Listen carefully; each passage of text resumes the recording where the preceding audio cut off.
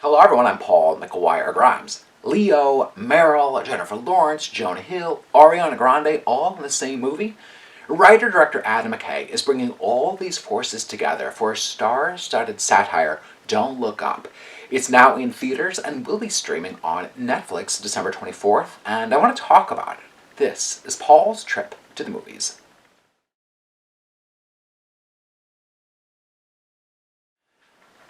The poster says that it's based on truly possible events, as Adam McKay uses the climate change crisis as a mirror for this story.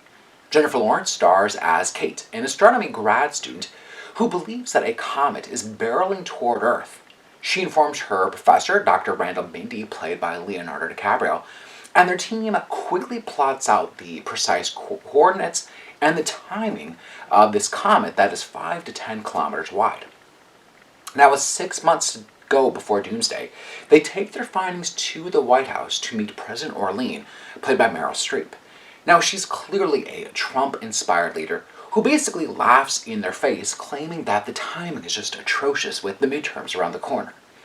Now, with no help from the government, they head out on a media tour trying to spread word about the end of the world. The film also stars Cate Blanchett, Tyler Perry, Jonah Hill, Timothy Chalamet, and Mark Rylance. Now, Adam McKay's early films include broad comedies like Anchorman and Talladega Nights. His latest films have been touching on more hot-button issues, whether it's the housing crisis in The Big Short or Dick Cheney's political career in Vice. Now, Don't Look Up is clearly using the comet and the inaction that people in power have to bring attention to our lack of concern over the climate change crisis that is also too often mocked at by certain politicians. It's also clear that he's inspired by the lack of response to the coronavirus pandemic as a model for how certain characters act in this movie. Now, satire is a really tricky style to get right, and McKay has a hard time finding the right balance. He does write some really funny scenes and situations with some standout performances, but the story's themes feel all too real that then it becomes just quite depressing when you really start to think about it. McKay often doesn't know how to edit his own writing or ideas. Now, his style, as you may know, is to use a lot of visual storytelling devices, whether it's graphics or text or different videos. And McKay points out the superficial world that we live in, with social media, how we get our news, what matters most with headlines, and the inner workings of politics. Now, there isn't a theme or angle that he doesn't touch on, as he really gives everything to this movie except for the kitchen sink, as he has far too many characters and subplots that just add this unnecessary bulk over actual substance. Now, Ariana Grande plays a pop star whose breakup is getting all the headlines, and I get the point of her character, but it's completely unneeded.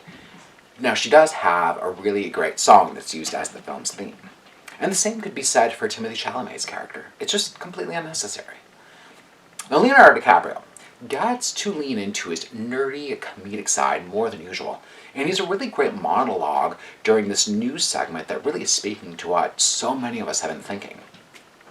Cate Blanchett is another standout as a blonde, Botox, Fox News-inspired anchor whose personality on air is quite different than who she is off air. Now, while she's great, she's given a subplot with Leo's character that is, again, completely unnecessary.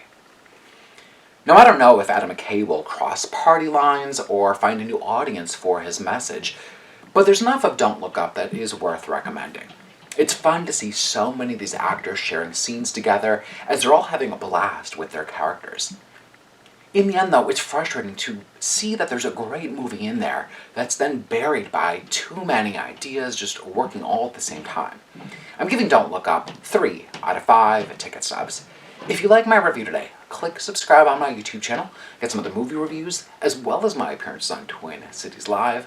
Don't forget to follow me on Instagram and Twitter at Paul's Movie Trip, and then go to my website, paulstriptothemovies.com, for even more reviews.